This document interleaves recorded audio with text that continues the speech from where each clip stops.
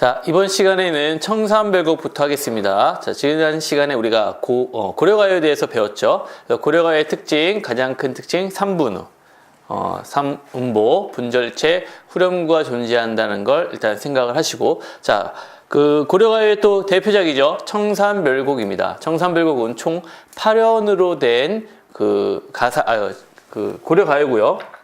내용은요, 여러분들이 이제 많이 배워봤겠지만 그 내용이 1연부터 8연까지 하나로 이어졌다는 견해가 있고요. 그 다음에 1연에서 4연, 그 다음에 5연에서 8연까지 두 개의 대칭 구조로 나뉘었다는 견해로 나뉩니다. 물론 이제 예전에야 이제 하나로 이루어졌다는 견해가 지배적이었지만 지금은 다 이제 대칭 구조로 보는 게 또 지배적이니까 여러분 참고를 해 두시고요. 각 연마다 각각의 핵심 시어와 화자의 정서가 나타납니다. 그것을 우리가 포인트로 잡고 기억을 해보도록 하겠습니다. 자, 그럼 이제 첫 번째 내용부터 합니다. 사러리, 사러리, 라따. 자, 사러리, 사러리, 라따. 보세요.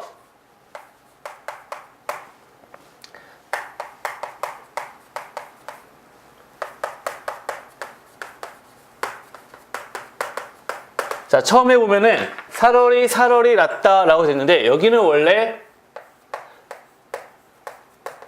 이 사러리 라따가 생략된 형태로 봅니다. 그래서 운율을 맞추는 거죠. 사러리, 사러리, 라따. 3, 3, 2조. 글자 수 3, 3, 2조에 3음보를 맞추는 겁니다. 그래서 처음에 이제 사러리, 사러리, 라따. 청산의 사러리, 라따. 청산의 사러리, 라따. 자, 두 번째 이제 살고 싶다 하는 건데, 자, 사러리, 사러리, 라따. 이 의미는요, 첫 번째가 살고 싶구나입니다. 두 번째가 살아야만 하는구나.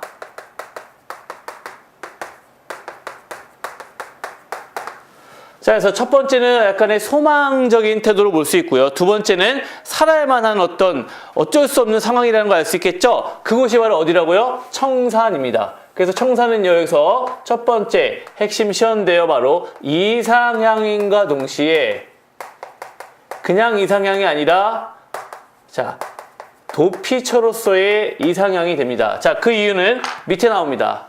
자, 사러리, 사러리였다. 청산의 사러리였다. 멀위랑 다래랑 먹고. 자, 이거는 머루와 다래를 뜻하는데요. 머루와 다래는 산에서 나는 흔한 음식이죠. 생각을 해보세요. 겨우 머루다래 먹으려고 청산에 가겠다라고 하는 그것은 좀 이해가 되지 않지 않습니까?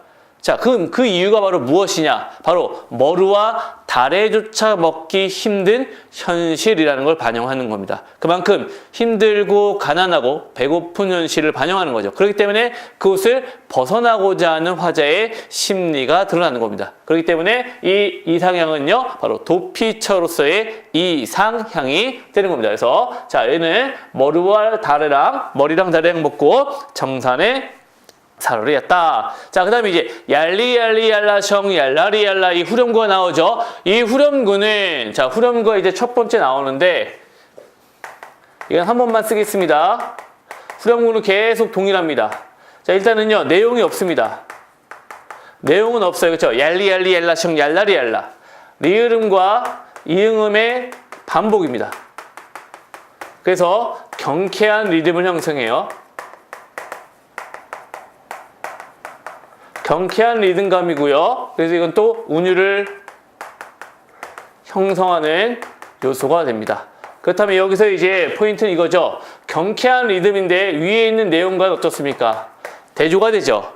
자, 위에 있는 내용은 굉장히 힘든 현실에서 거기서 벗어나고자 하는 바로 고려인들의 애환이 드러난다면은 후렴구는 굉장히 밝고 경쾌하면서 그것을 이제 즐기는 듯한 느낌이죠. 그러니까 내용상 약간 반대가 된다는 겁니다.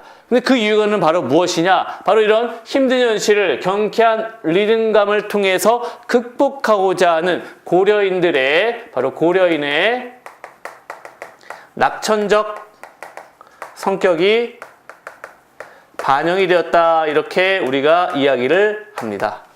자, 여러분 이해가 되십니까? 굉장히 빠른 리듬인데 안에 있는 내용은 슬퍼요. 그러니까 그 슬픈 내용을 빠른 리듬을 통해서 약간 극복하고자 하는 태도가 드러난다. 이렇게 보시면은 첫 번째 내용이 이제 후렴구의 내용이 이해가 되실 겁니다. 자, 그럼 1원의 내용은요, 바로 정리를 하면 이렇게 할 수 있겠죠? 요약을 하면은요, 1원은요, 자, 바로 그 이상향에 대한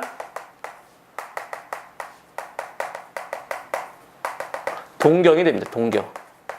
화자의 심리는 동경입니다. 그 이상향은 바로 청산이 되는 거. 핵심 시어는 청산이고요. 이상향에 대한 동경이 1원의 핵심 내용이었습니다. 자, 2형 갑니다. 울어라 울어라 새요. 자곤 일어 울어라 새요. 자, 2형에서의 첫 번째는요. 중요한 게 울어라에 대한 해석입니다. 자, 그냥 있는 대로 해석하면 이거죠. 울어라. 자, 첫 번째는 울어라인데 두 번째는 이렇게도 해석됩니다. 우는구나. 새요. 자, 그러면은 새라는 대상에게 우리가 야 울어! 울어! 이렇게 얘기한다고 해서 새가 아! 하고 울 수는 없는 거죠. 새가 지금 현재 지저귀고 있다는 겁니다. 그 지저귀는 새를 보고 우리는 뭐라고 생각해요? 아, 새가 지저귀는구나. 이렇게 생각하면 되는데 이 화자는 그 새를 보며 아, 우는구나. 우는구나 새요. 자고 일어나서 우는구나 새요. 이렇게 얘기하는 겁니다. 왜요? 널 나와 할 때 라와 표시해 놓고요. 널 나와 할 때 라와는요. 비교 부사격 조사입니다. 너 보다라는 뜻입니다. 너보다 비교 부사격 조사 자주 나옵니다. 널러와 널라와 씨름한. 자, 옛날 고어에서는 하다라는 게 뭐라 그랬죠? 자, 많다 또는 크다 의미죠. 그러니까 씨름이 한, 많은. 나도 자고 일어나서 운다. 나도 뭐 한다? 운다. 즉 나도 울고 너도 울고 동일한 대상이죠. 그러니까 새는 여기서 감정이입의 대상이 되는 겁니다. 그러니까 새에게 자신의 감정을 투영시키는 겁니다. 그래서 이어는요, 삶의 비애가 되는 거죠. 슬픔입니다. 슬픔. 삶의 비애. 처음엔 동경했다가 지금 삶에 대한 슬픔이 나타나는 겁니다. 삶의 비애가 나타나는 거고요. 핵심 시어는 새가 되는 겁니다. 자, 3연에서는요. 자, 가던 새 본다, 가던 새 본다 이렇게 나오죠. 가던 새 본다, 가던 새 본다. 물 아래 가던 새 본다. 자, 가던 새와 물 아래. 자, 가던 새는요, 일단은 두 가지 해석이 나옵니다. 자, 날아가던 새고요. 이 가던을요, 리을이 생략된 형태로 봐서요, 갈던 새를요, 사이의 줄임말. 이거는 밭이라는 뜻입니다. 그래서 날아가던 새와 갈던 밭으로 보는 거죠. 그래서 그 가던 새를 봅니다. 물 아래, 이 물이라는 건 속새를 뜻하는 거예요. 물 아래는 바로 속새를 뜻하는 거예요. 속새. 자, 화자가 청산에 가서 지금 청산에 가고 싶구나 해갖고 청산에 가서 머루다래 먹으면서 있죠. 근데 거기에서 이제 새가 우는 걸 보고 있죠. 그러다 보니까 또다시 산 밑을 보니까 물 아래에 있는 그 속새가 또다시 그리운 겁니다. 그래서 익묻은 장글랑 가지고 익묻은 장글이라고 되어 있는데 얘는 이제 또 세 가지 해석이 되죠. 익기 묻은 쟁기 녹잇은 무기, 또 녹잇은 은장도 이렇게 해석이 됩니다. 근데 이 세 가지 해석을 보는 이유는 바로 그 화자가 각각 다르다는 거죠. 일단은 쟁기라고 보는 거 화자가 이제 농부라고 보는 거죠. 평민이죠. 그 다음에 녹잇은 무기는 이거는 지식인으로 보는 겁니다. 그 다음에 은장도는 여인으로 보는 거고. 그래서 어떤 사람이든 상관없습니다. 그러니까 이 고려가에는 적층문학이라고 그랬죠. 입에서 입으로 전해지면서 계속 바뀌는 적층문학이었기 때문에 그 적층문학의 형태를 통해서 화자가 어떤 사람인지는 우리가 각각의 상상에 맡기는 거죠. 그랬을 때, 자, 농부, 즉 평민일 때는 쟁기가 되는 거고요. 녹잇은 무기가 되는 거고, 은장도 결국 다 쓸데가 없다는 거죠. 왜? 현실에서 벗어나 있으니까. 속세에서 벗어나 있으니까 이건 더 이상 쓸모없는 물건이 되는 겁니다. 그래서 익묻은 장글란 가지고 물 아래 가던 새 본다. 자, 그 새를 보게 된 이유는 바로 뭡니까? 그렇죠. 이 속새에 대한 바로 뭐가 되는 거죠? 속새에 대한 미련이 되는 겁니다. 미련. 자, 여기에서도요, 핵심 시어는 새가 되는 겁니다. 자, 자, 이 새가 바로 그 속세에 대한 미련을 갖게끔 해주는 대상이 되는 겁니다. 자, 사연 볼게요. 자, 사연은요, 120-220하여, 나지란 지내왔음도 이렇게 써요. 결국, 자, 이 사람 청산에 가가지고, 이렇게 저렇게 새도 보고, 속세에 대한 미련도 가지면서 어떻게 됐어요? 낮을 지냈습니다. 낮은 어떻게 잘 지냈어요. 하지만 오리도 가리도 없네 이렇게 돼 있죠. 밤은 또 어찌하리요 이렇게 됐습니다. 자, 밤이라는 시간적 배경 속에서 화자는 뭘 느끼는 겁니까? 그렇죠. 절대 고독, 외로움을 느끼는 겁니다. 낮에는 이렇게 저렇게 해서 지냈지만 밤에는 아무것도 없어요. 막 아우 이런 울음소리도 들리고 되게 무섭죠. 그런 상황 속에서 밤을 어떻게 지내겠는가 이러면서 지금 답답한 현실을 드러내겠습니다. 그래서 절대 고독, 화자의 절대 고독, 외로움을 드러내고 있습니다. 핵심 시어는 밤이 되는 겁니다. 자, 아시겠죠? 자, 이제 오연을 보도록 하겠습니다. 오연은 이쪽으로 살짝 올게요. 여기다 할게요. 자, 오연 보세요. 어디다 던지던 돌고 누리라 맞추던 돌고 그랬죠. 어디다 던지던 돌인가 누구를 맞추던 놀인가 이렇게 되어 있습니다. 미리도 괴리도 없이 할 때는요. 미리도 괴리도. 자, 미리는 미워할 사람, 괴리는 괴로워할 사람이 아니라 사랑할 사람입니다. 미워할 사람도 사랑할 사람도 없이 맞아서 운이노라 이거예요. 자, 우리 길가에 가다가 누가 돌멩이를 나한테 던졌어. 팍 던졌는데 딱 맞으면 어떻게 돼요? 사람들이 반응이 어떻습니까? 누구야? 어떤 새끼야? 막 이러면서 우리가 아유, 이런 말 하면 안 되는데 자, 어떤 놈이야? 이러면서 막 우리가 하겠죠. 근데 이 사람은 돌 딱 맞자마자 뭐 하는 거예요? 왜 이러는 거예요? 그냥 그래 누가 나한테 던졌겠지 뭐 아유 하면서 그냥 그 상황을 그냥 넘기는 겁니다. 그렇기 때문에 이걸 뭘로 받아들여요? 자, 돌이라는 건 바로 운명, 피할 수 없는 운명. 다른 말로 이제 숙명이라고 그러죠. 피할 수 없는 운명으로 받아들이는 겁니다. 그렇기 때문에 자, 여기서의 주제는요 이렇게 되는 겁니다. 숙명의 체념. 숙명을 받아들인다는 얘기입니다. 그냥 받아들이는 거예요. 그러니까 맞아서 울고 있는 겁니다. 그리고 이제 유견은요. 이렇게 한마디 써면 끝나요. 일연과 동일. 일연과 동일. 자, 살얼이었다. 어디에요 이제? 바다의 살얼이었다. 남아자기 구조개 그랬죠? 남아자기 구조개는 뭐가 되는 겁니까? 남아자기 구조개는요, 여기.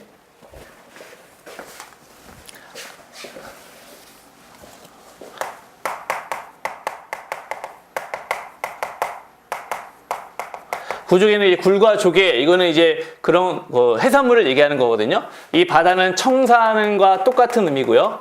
이런에 남아자기 구조개는요, 머루와 다래랑 똑같은 겁니다. 그렇기 때문에 이런과 동일하게 바로 이상향에 대한 동경이 되는 거죠.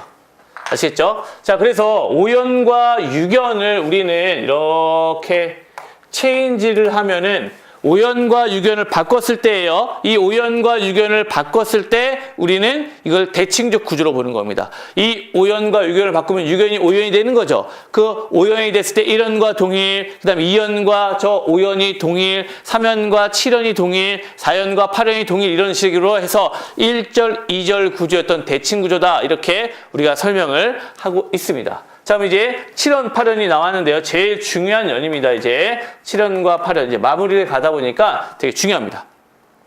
자, 7연의 내용은요. 보세요. 가다가 들어라. 애정지 가다가 들어라 그랬죠. 자, 그 애정지라는 게 바로 뭐냐면은요. 외딴 부엌이라는 곳입니다. 외딴 부엌. 들어라는 듣는 겁니다. 가다가 듣노라. 외딴 부엌을 가다가 듣노라. 자, 누가요? 사슴이. 자, 이제 되게 웃긴 표현입니다. 사슴이. 어디에요?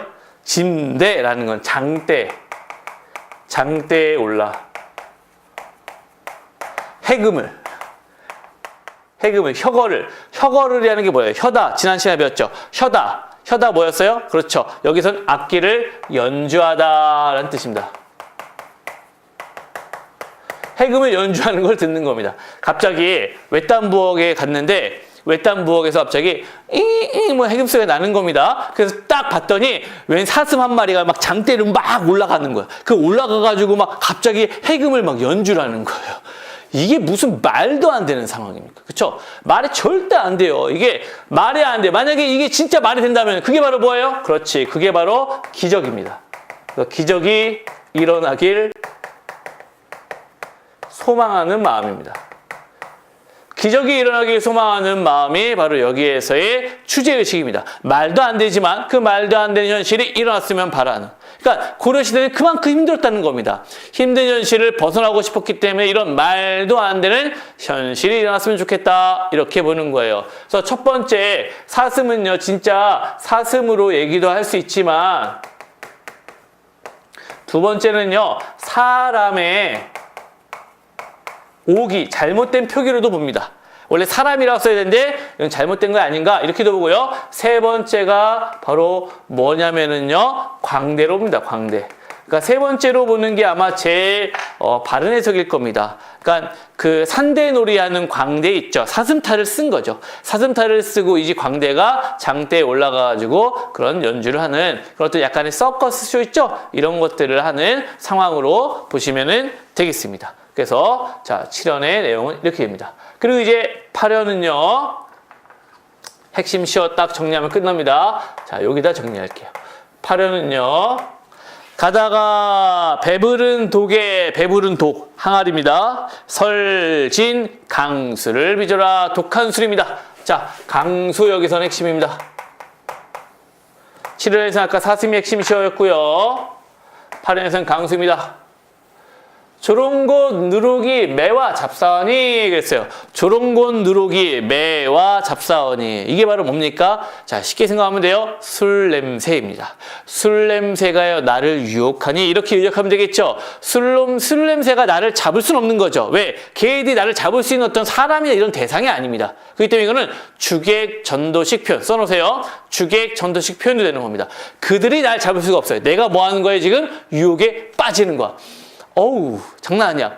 왜 우리 배고플 때 이렇게 길가에 지날 때 어떤 떡볶이 와 죽이죠. 그 떡볶이 냄새 뭐 노량진에서 이제 공부하시는 분들 많겠지만 노량진에 가면은 이렇게 공부하다 이렇게 점심때 딱 나가면은 그냥 밑에 컵밥부터 해가지고 우와 알죠? 그 냄새 그냥 사람 입을 막 자극하잖아요 그냥 그쵸? 그러니까 내가 그것을 먹으러 그러니까 그게 나를 유혹한다고 표현하는 거죠. 왜? 나도 모르게 막 끌려가니까. 그러니까 자, 배부른 독에 이렇게 그 조롱옷 누룩이 매와 잡사니 내 어띠알이 있고 내 어띠하겠다. 뭔 소리야 이게? 내 어띠알이 있고 먹을 수밖에 없다. 술을 마실 수밖에 없다.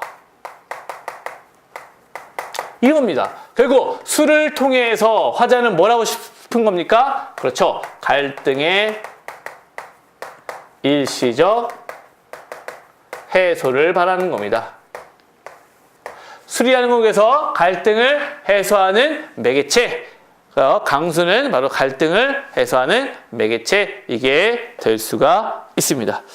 자, 이렇게 해서 청산별곡이 끝이 났습니다. 자, 밑에 보면은요. 자, 정리는 되어 있죠. 청산, 새, 그 다음에 또 새, 밑에 밤, 돌, 그 다음에 바다, 그 다음에 사슴, 그 다음에 술까지. 됐습니까? 이런 식으로 이제 각각의 핵심 시어와 함께 그 시어의 의미들을 정리를 했으니까 여러분들 보시면 되고요. 제가 필기한 내용들을 잘 참고를 하셔서 여러분들이 청산별곡이 이제 나올 때는 절대 틀리지 않았으면 좋겠습니다. 청산별곡이 이렇게 보면은 중간중간에 다양한 해석이 나오는 이유는 뭐라 그랬습니까? 그렇죠. 바로 그게 적층 문학의 성격을 가지고 있기 때문에 그렇다고 할 수 있다 그랬죠. 1원부터 8원까지 한 사람이 쓴 것이 아니라 이것이 여러 사람들이 쓰면서 그 이야기가 하나하나 쌓이다 보니까 그 내용도 다 다르게 되고요. 그리고 나서 이 이야기가 이렇게 뚜렷하게 흘러가는 듯한 구조가 안 된다는 겁니다. 그래서 이 청산별곡 같은 경우도요, 적층문학의 성격을 가지고 있다라는 거 여러분들 기억을 하시고요. 하지만 우리가 잘 이야기를 만들어가면 1화부터 8화까지 한 스토리도 됩니다. 그렇기 때문에 이것이 다른 작품들보다 그래서 작품성이 뛰어나다 말할 수 있는 것이 되는 거죠. 자, 다음 작품으로 넘어가도록 하겠습니다. 자, 이제는 서경별곡입니다. 자, 서경별곡 잠깐 보실게요. 자, 이제 지우면서 설명을 할 테니까 일단은 좀 써놓으세요. 서경별곡도요, 청산별곡과 마찬가지로 고려가요입니다. 근데 이제 이 고려가요인데, 자, 고려가요 3문부라 그랬죠. 아까 청산별곡은 몇 글자였죠? 332조의 3문부라 그랬죠. 근데, 자, 서경별곡 한번 글자 수 한번 세어보세요. 앞에서 세어볼게요. 자, 어떻습니까? 3, 3, 3, 3, 3. 뭐예요, 이게? 3, 3, 3, 3, 3. 이거 몇은 뭐야, 이거? 따지면 5음보입니다. 그쵸? 서경이 아질가 서경이 서울이 마르는 5음보예요. 그러니까 이거는 고려가요가 아니지 않느냐 이렇게 볼 수 있는데, 자, 우리 공통된 부분이 나옵니다. 어떻게 나오죠? 서경이 아질가 밑에 닭꼰대 아질가, 그리고 뒤에 또 한 번 닭꼰대 서경이, 이런 식으로 반복이 되죠. 그렇기 때문에 앞부분에 두 개, 서경이 아질가 닭꼰대 아질가, 이 부분들을 우리가 반복되니까 빼는 겁니다. 그러면 뒤에 있는 것들은 정확하게 3음보가 되죠. 글자 수는요, 세 글자, 세 글자, 세 글자에서 333조의 3음보 율격을 취하고 있다. 이렇게 보는 게 첫 번째 우리가 알아야 될 특징입니다. 자, 그럼 내용 이제 옆에 이제 우리는 해석도 있기 때문에 한번 보면서 이렇게 보면 됩니다. 서경이, 여기 서경은 이제 고려의 수도 평양을 얘기합니다. 평양이 서울이지만, 그 다음에 닭꼰대라는 건 중수한 곳, 리모델링이라고 생각하면 됩니다. 그러니까 새로 만든 소성경, 작은 서울을 고외말은 할 때, 고외말은요, 괴다에서 잘못 표기된 오기로 봅니다. 잘못 표기된 오기. 그래서 괴요말은이 오히려 정확한 표기로 봅니다. 그래서 괴요말은 이렇게 하면은 사랑하다 이런 겁니다. 그래서 작은 서울을 사랑하지만은, 자, 여해물론 질삼배 바르시고, 자, 여해물론 할 때 여해다라는 것은요, 여해다라는 것은요, 자, 옛날에 고어에서 히읗은 금방 탈락을 합니다. 그래서 여에다가 되고요. 자, 아래아가 우리가 생략됐죠. 그래서 지금의 여의다가 되는 겁니다. 그럼 우리는 누구누구를 여의다 그러면 이제 사별을 얘기하죠. 근데 그 당시에는 이제 이별하다의 의미입니다. 이별하다. 단어 뜻을 잘 기억하세요. 여해물론 질삼배 바리시고, 질삼배. 자, 질삼과 배를 얘기하는 데는 길삼, 배를 뜻하죠. 여성들의 이제 그 집에서 일하는 거 알죠? 물레 돌려가지고 이렇게 옷감 만드는 일. 그래서 이거는 여성의 생업을 얘기합니다. 자, 질삼배를 바리시고 계시란데 사랑한다면 우러고 울며 존니노이다 따르겠습니다. 이 뜻입니다. 우러곰, 곰은 강세존미사죠. 울며 이런 뜻이고요. 존니노이다, 좋다, 따르다 라는 뜻입니다. 자, 어떻게 하겠다는 거예요? 나는요, 화자는요, 여성의 생업, 즉 나의 모든 걸 버리고 뭐 하겠다? 따르겠다는 겁니다. 그래서 첫 번째 1원에서의 내용을 보면은요, 1원의 내용은요, 이별을 뭐 하는 거예요? 거부하는 거예요. 이별 거부하는 거예요. 나 절대 너랑 이별하지 않겠다. 무조건 따라가겠다. 이 내용이 되는 겁니다. 그러니까 남자는 대부분 보면은 이 내용이, 저는 뭐 이렇게 사랑하는 여인을 어쩔 수 없이 헤어지는 그런 거보다는 남자가 어떻게 보면은 여자랑 헤어지고 싶었을 수도 있어요. 그렇기 때문에 이사를 가는 거죠. 나 이제 이사가, 나 떠나야 돼. 미안해. 이렇게 했더니 여자가 뭐라 그래요? 아, 그래? 어디로 가는데? 내가 갈게. 괜찮아, 나 여기 다 버려도 돼. 이렇게 하는 상황과 거의 마찬가지가 아닐까 싶습니다. 그러니까 이거는 굉장히 여자가 적극적입니다. 적극적인 여성의 태도가 여기서는 중요한 겁니다. 이별을 거부하는 적극적인 태도가 여기서 굉장히 중요한 거예요. 자, 2연 볼게요. 2연은요, 이거는, 자, 뒤에 나오는 어떤 시와 동일한 연이 나옵니다. 자, 보세요. 구슬이 바위에 디신들. 자, 구슬이 바위에 디다는 건 떨어지다는 거예요. 떨어진들. 기니딴 끈이야 끊어지겠습니까? 자, 끈은 끊어지지 않는다는 거죠. 구슬이 바위 위에 떨어져도요, 엮여있는 그 끈은 끊어지지 않는다는 겁니다. 그래서, 자, 두 번째, 지문해라는 건 천년이죠. 꼭 천년이라는 게 아니라 오랜 시간을 외우곰이라는 건 외롭게라는 뜻입니다. 외롭게, 녀다, 뭐라 그랬습니까? 녀다, 외롭게, 녀다, 살아가다 의미겠죠? 살아간들. 신이 딴, 신은 바로 믿음이죠. 믿을 신자니까. 믿음이야 끊어지겠습니까? 끊어지지 않는다. 이런 겁니다. 지금 뭐 여기에 주체는 누굽니까? 구슬과 주체는 바로 화자가 되는 거죠. 화자는 여기서 언급은 하지 않았지만 이렇게 동일하게 빗대어서 표현한 겁니다. 구슬이 바위에 떨어져도요, 끈은 끊어지지 않는 것처럼 내가 천년을 외롭게 살아가도 우리 임과 나와의 믿음은 끊어지지 않을 것이다 라는 변함없는 믿음, 영원한 사랑을 다짐하는 겁니다. 그래서 이 연에서는요, 영원한 사랑을 다짐하는 거예요.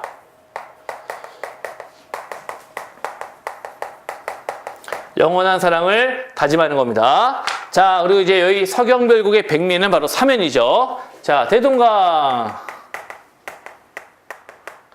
대동강 아질가 대동강이 넓은 줄 몰라서 배를 내어 놓았느냐 사공아 이렇게 얘기합니다. 자, 갑자기 이제 대동강에서 배를 내어 놓은 사공한테 뭐라고 그럽니다. 그러면서 사공한테 이렇게 해야죠. 네 가시 할 때 네 가시라는 건 여기다 이렇게 싹 써보면 알겠죠? 기억 써보면 알겠죠? 바로 각시, 바로 부인을 얘기하는 겁니다.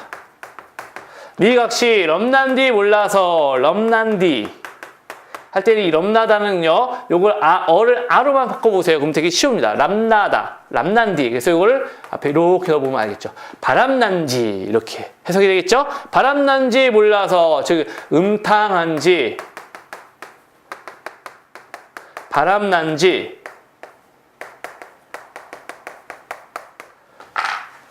바람난지 몰라서 멸배라는 건 바로 뭐야? 가는 배. 멸배 여기서는 멸배, 녀다 여기서는 가다죠. 멸배, 가는 배, 연진다는 태우다는 뜻이죠. 태웠느냐 사공아 이겁니다. 자, 그럼 여기서 이제 해석해보면 이겁니다. 자, 우리 이미 지금 이제 떠나려는 거야. 나 몰래 막 떠나가려고 그러는 거야. 그래서 상공한테 얼른 떠나시오 해가지고 배에서 막 타고 가려고 그러는 겁니다. 그러니까 막 여인이 막 뛰어와요. 그래갖고 사공아 네 부인이 지금 바람났다 막 이러면서 이제 소리를 지르는 거예요. 근데 사공은요, 부인이 없어요.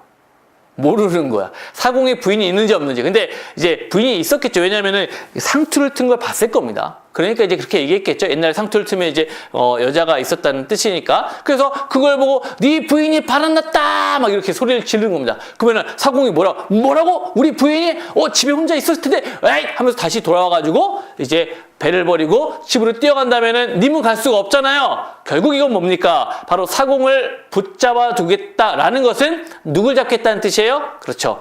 님을 붙잡겠다는 뜻입니다. 그래서 님을 붙잡기 위해 애꿎은 대상인 사공을 원망하는 겁니다. 이 사공을 원망하는 건 바로 애꿎은 대상을 원망을 하는 겁니다. 그래서 여기와 관련된 속담이 있죠. 종로에서 뺨 맞고 한강 와서 눈을 긴다. 알죠? 종로에서 뺨 맞고 한강 와서 눈을 긴다. 이런 속담이 있고요. 자, 사설 시조에서 이런 시조가 있습니다. 개를 여라문이나 기르되 요개같이 얄미우랴 할 때 요 개는 사공과 같은 대상입니다. 여기 이 시조의 내용은 개가 미운님이 오면은 꼬리를 살살 흔들면서 반기고 내가 좋아하는 고운님이 올 때는 쾅쾅 짖어갖고 쫓아낸다는 뜻입니다. 그래서 신밥이 많이 있어도 너를 먹이진 않겠다라는 내용이 나타나는데 생각을 해보세요, 여러분. 개가요, 아무리 무서워도요, 사랑하는 여인이 있다면 남자는 그 개를 어떻게 해요? 네, 때려 눕혀서라도 들어갈 겁니다. 그러니까 그 개 때문에 사랑하는 님이 떠나갔다는 얘기가 아니라 지금 님은 벌써 이미 떠나갔어요. 그걸 이제 굳이 괜히 개인적으로 좀 약간 창피하니까 그것을 개에게 이렇게 뒤집어 씌우는 거죠. 그래서 저기 때문에 님이 오지 못하는 거야 하면서 너는 내가 쉰밥이 있어도 안 줄 거야. 개로서는 좋죠. 쉰밥 먹지 않으니까. 어찌됐건 그런 원망의 대상이랑 똑같다는 얘기입니다.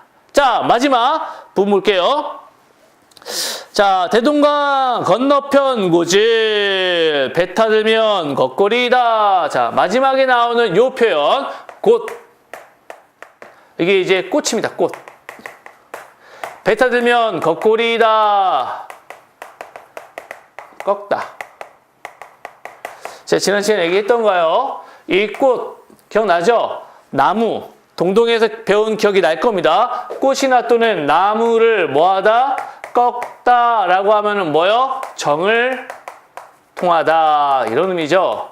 그렇기 때문에 이 화자는 뭘 걱정하고 있는 거죠? 그렇죠. 바로 님이 대동강을 건너가서 바로 그 건너간 공간에서 다른 여자를 만날까봐 걱정이 되는 겁니다. 그렇기 때문에 이 고질이라는 것은 고질은 바로 자 우리 여러 작품에서 나온다 그랬죠. 정읍사의 증대부터 해가지고 상사별곡의 노류장화도 있습니다.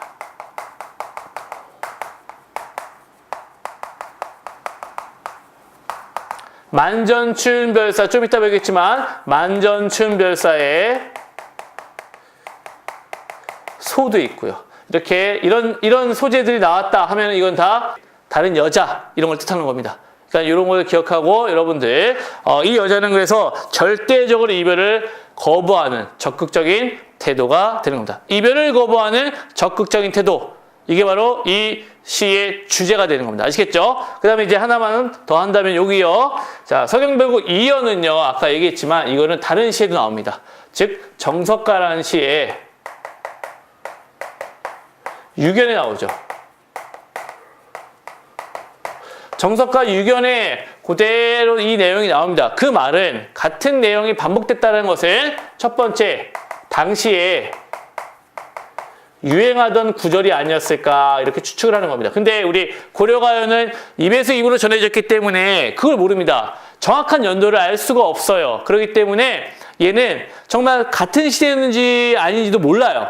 그래서 이제 만약에 같은 시대라면 동시대에 유행했던 구절이라고 볼 수 있는 거고요. 두 번째로 다른 시대라면은요. 다른 하나가 차용했을 가능성이에요. 차용 가능성.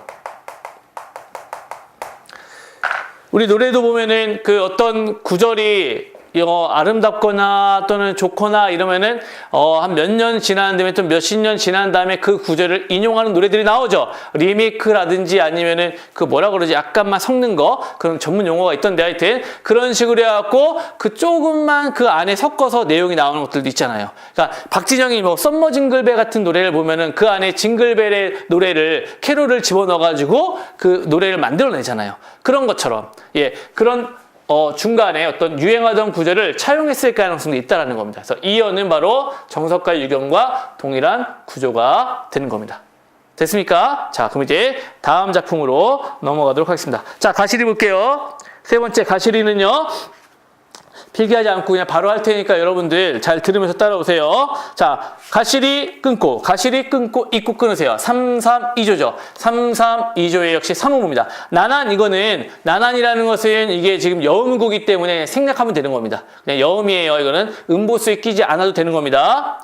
버리고 가시리 있고 자, 버리고 앞에 생략돼 있죠. 날 버리고 가시. 그래서 가시렵니까? 날 버리고 가시렵니까? 날더러 어찌 살라고 버리고 가시리고 나보고 어떻게 살라고 날 버리고 가시렵니까? 이렇게 지금 점점 정서가 고조되고 있습니다. 즉 1연과 2연은 원망이라는 정서가 공통됩니다. 근데 2연은 좀 더 고조되었죠. 그래서 1연은 원망, 2연은 원망의 고조 이렇게 표시가 되어 있는 겁니다. 자, 잡사와 두어리만한 서운하면 아니 올시에라. 자, 리을세가 나왔습니다. 아니 올까 두려워 이런 뜻이죠. 자, 그래서 잡고 싶지만 서운하면 아니 올까 두려워 이런 겁니다. 그래서 지금 뭐 하는 거예요? 보내주는 거죠. 그래서 여기서 뭡니까? 체념이에요. 그냥 여기서는 체념이에요. 보내주는 거예요. 서로님 보내옵나니 서로님 표시할게요. 자, 여기다 이렇게 써놓읍시다. 서로님은요, 바로 소망적 사고 이렇게 써놓으세요. 소망적 사고. 자, 해석은 이거죠. 서러운 임입니다. 서러운 임. 근데 떠나는 님이 서럽다라는 걸 어떻게 알 수 있어요? 그건 모르죠. 누구의 마음이에요? 그렇죠. 화자가 서러운 겁니다. 그러니까 님도 뭐 했으면 좋겠어요? 서러웠으면 좋겠다는 거에서 소망적 사고가 반영된 겁니다. 서로님 보내옵나니 가시는 닷 가자마자 돌아오세요 라는 겁니다. 그래서 마지막 연은 제외의 소망, 제외의 소망입니다. 그러니까 일단은 보내줄 테니까 가자마자 다시 좀 와라 이런 겁니다. 왜? 그냥 잡으면 되는데 잡으면 또 안 올까 봐. 그냥 좀 약간 아우 너 왜 이렇게 막 그래 이렇게 남자가 생각할까봐 일단은 보내줄 텐데 나 너 기다리고 있거든 그러니까 너를 못 있겠거든 그러니까 좀 와줘 이렇게 얘기하는 거죠. 그래서 이 가시리는 서경별국에 비해서는 좀 어떻습니까? 약하죠. 서경별국은 아예 보내지 않겠다는 태도라면 가시리는 이미 보내고 난 다음에 다시 돌아오길 바라는 소망의 내용이 들어갑니다. 그래서 마지막은 제외의 소망이 되는 겁니다. 아시겠죠?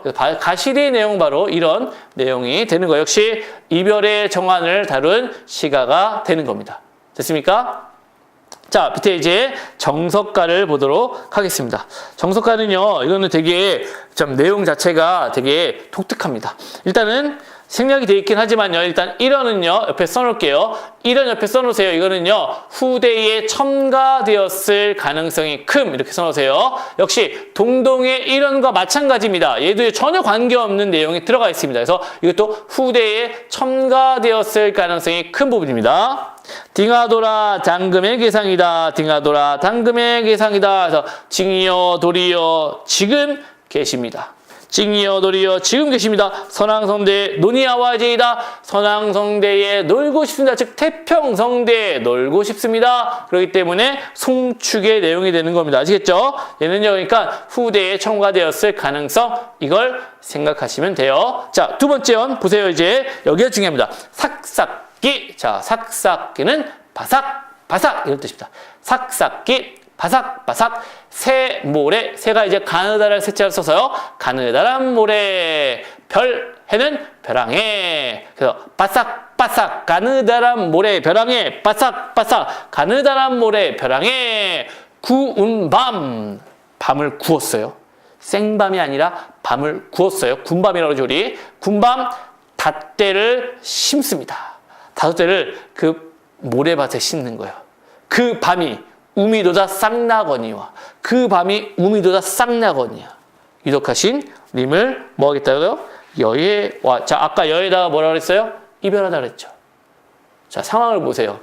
모래밭인데요. 모래밭에 물기 하나 없습니다. 바삭바삭 완전 바짝 마른 모래벼락. 그 모래밭에 구운 밤을 심어요. 그리고 그 밤이 싹이 나면 이별하겠대요. 하겠다는 거야? 안 하겠다는 거야? 안 하겠다는 거죠. 그러니까 이별을 완전히 거부하는 태도입니다. 이건 완벽하게 이별을 거부하는 태도예요. 그러니까 서경별국과 태도가 유사하다고 보시면 됩니다. 이러한 것이 어디까지요? 2연부터 5연까지 반복이 됩니다. 2연부터 5연까지 쭉 이런 내용이 반복돼요. 그 철로 된 산에다가 철로 만든 쇠를 갖다 놓으면은 그 소가 쇠로 된 또 풀을 다 쳐먹으면은 이별하겠다. 말도 안 되는 소리 이런 것들이 계속 반복되는 거예요. 결국에는 이별하지 않겠다. 그리고 6연에 뭐가 나온다고요? 그렇죠. 서경별국 2연과 똑같은 이 내용이 나옵니다. 그래서 뭘 다짐하는 거예요? 영원한 사랑을 다짐하고 있다는 거죠. 결국 정석가의 내용은요. 바로 불가능한 상황을 설정하여 이루어지면 임과 이별하겠다. 결국 속뜻은 뭐라고요? 임과 이별하지 않겠다는 적극적 태도 이게 되는 겁니다. 임과 이별하지 않겠다는 적극적 태도. 이게 바로 정석가의 주제의식이 되는 겁니다. 옆에 보면은요. 오관산요라는 작품도 있는데요. 이 작품도 마찬가지라는 내용입니다. 그래서 여러분들이 그 작품의 내용을 잘 보시면 될 것 같고요. 자, 8번, 9번 보세요. 176쪽에 만전춘과 쌍화점이 있는데요. 자, 만전춘까지는 시험에 나올 수가 있습니다. 쌍화점은 시험에 나올 확률이 거의 적습니다. 고려가요의 내용이 뭐라 그랬습니까? 남녀 상렬지사라고 했죠. 남자와 여자가 서로 뜨겁게 사랑하는 이야기라고 그랬습니다. 그 중에 대표작이 세 작품이 남아 있습니다. 지금 다 사라지고 없는데 남아있는 세 작품이 만전춘별사, 이상곡, 쌍화점이에요. 그 중에 제일 그런 게 이제 쌍화점. 이거는 시험에 나온 걸 본 적이 없어요. 근데 나온다면 어쩔 수 없겠지만 일단은 나온 걸 본 적이 없고요. 이상곡이 조금 약하고요. 그 다음에 만전춘별사입니다. 그래서 약간의 그런 어떤 야한 내용들을, 그러니까 남녀 간의 뜨거운 사랑 이야기를 은유적으로 이렇게 표현했다는 걸 기억을 하시고, 자, 처음에 보세요. 얼음 위에, 이것도 보세요. 얼음 위에 댄잎자리 보아 님과 나와 얼어 죽을 망정. 얼음 위에다. 자, 상상을 해보세요. 얼음 하나 탁, 그 침대만한 그게 얼음 탁, 거기다가 대나무 자리 촥, 거기서 임과 사랑을 나누는 거야. 임과 내가 얼어 죽을 망정, 정든 오늘 밤 더디 세우시라, 더디 세우시라. 뭐 하겠다는 거예요? 차가운. 자, 지금 겨울입니다. 이 겨울에 얼음 갖다 놓고 거기다 대나무 자리 깔아놓고 거기서 사랑을 나누는 거야. 나 얼어 죽어도 좋아.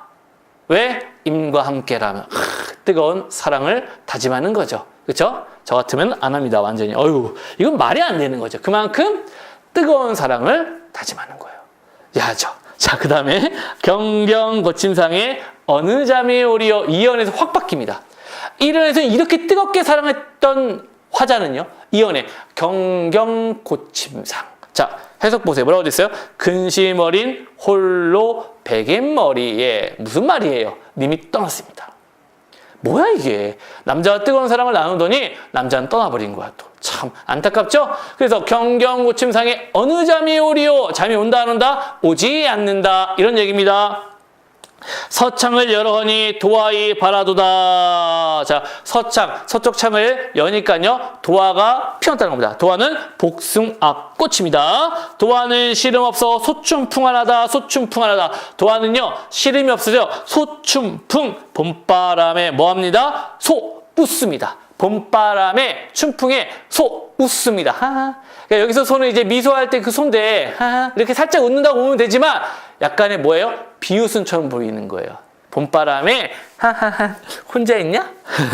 혼자 있어? 막 이러면서 지금 하고 있는 것 같은, 약간 비아냥거리는 것 같은. 왜? 그냥 도화는 단지 봄바람에 살랑살랑 거리고 있을 뿐이에요. 근데 화자가 외로우니까 그 도화조차도 나를 뭐하고 있는 것 같아요? 비웃는 것처럼 보이는 겁니다. 그래서 화자와 대비되는 뭐? 대립적 심상물. 자, 대립적 심상물. 기억하십니까? 우리 황조가의 꾀꼬리. 기억하시죠? 바로 대립적 심상물을 통해서 화자의 정서와 대비되는 대상이 되는 겁니다. 아시겠습니까? 그래서 쌍화점, 거기 만전춘 내용은요, 바로 그런 내용입니다. 그래서 만전춘도요, 1연부터 6연까지 내용이 나오는데, 1연부터 6연까지 내용이 계속 급박하게 변해갑니다. 그 내용이 변하는 이유는요, 바로 이렇게, 적층문학의 성격을 가지고 그 내용들이 이렇게 달라진다고 볼 수 있습니다. 하지만 이것도 하나의 이야기로 본다면 사랑하는 여자가, 그러니까 사랑했던 님이 떠나고 나서의 어떤 여인의 심리 변화로도 볼 수도 있다는 거죠. 그건 나중에 한번 전문을 보시면은 이해는 하실 수 있을 겁니다. 자, 마지막 이제 쌍화점입니다. 쌍화점 보세요. 쌍화점에 쌍화 사러 가고신데, 자, 쌍화점에 쌍화 만두가게에 만두를 사러 갔습니다. 그랬더니 회압이 내 손목을 쥐어이다. 회압이, 그러니까 이제 아마 그 쌍화점 주인이겠죠. 내 손목을 딱 잡습니다. 자, 이 말씀이 이 전밖이 남에 들명 따로러 거디러 조그맣감 삭기광대 내 말이라 호리라. 뭔 소리인지 하나도 모르겠죠. 자, 밑에 해석 보세요. 조그만 새끼광대야 네 말이라 하리라. 한마디로 이 말이 밖으로 새어나가면 너가 퍼뜨렸다고 얘기할 거야? 한마디로 무슨 일이 벌어진 겁니까? 그렇죠. 손목을 쥐고 나서 그 다음은 여러분의 상상에 맡기겠습니다. 근데 이게요, 계속 반복됩니다. 밑에 갔더니 뭐예요? 들의 우물에 물을 갈아 갈 곳인데요. 어디? 두리박 우물에 물을 길러 갔더니 거기에 우물의 용이 또 내 손목을 잡아요. 그리고 그 뒤에 그런 일이 벌어지는 거고요. 생각했던 부분에 뭐가 나오냐면요, 절에 갖고 있어 마음이 아파가지고 절에 갔더니 주지스님이 또 내 손목을 잡아요. 그래서 이렇게 또 말하면 안 된다, 이런 식으로 나오는 겁니다. 즉 쌍화점은요, 여러 군데를 돌아다닐 때마다 그 남자들이 이 여자를 범하는 내용이 나타나는 거죠. 그래서 이 내용이 수능이 나올 리는, 아니, 수능이나 그 공무원 시험에 나올 리는 없겠죠. 그러니까 여러분들이 생각을 해 보시고요. 아, 이런 내용이 있구나. 그냥, 아, 이런 거에서 우리 남녀 상렬지사구나. 이렇게 생각하시면 됩니다. 내용 해석보다는 아마도 이게 나왔을 때는 남녀 상렬지사라는 고려가요의 어떤 내용의 특징으로 묻지 않을까 싶습니다. 그러니까 그렇게만 기억을 하시면 되겠습니다. 자, 그럼 이제 일단은 여기까지가 고려가요 내용이고요. 옆에 있는 경기체가부터는요. 자, 다음 시간에 이어서 하도록 하겠습니다. 잠시 뒤에 뵙겠습니다.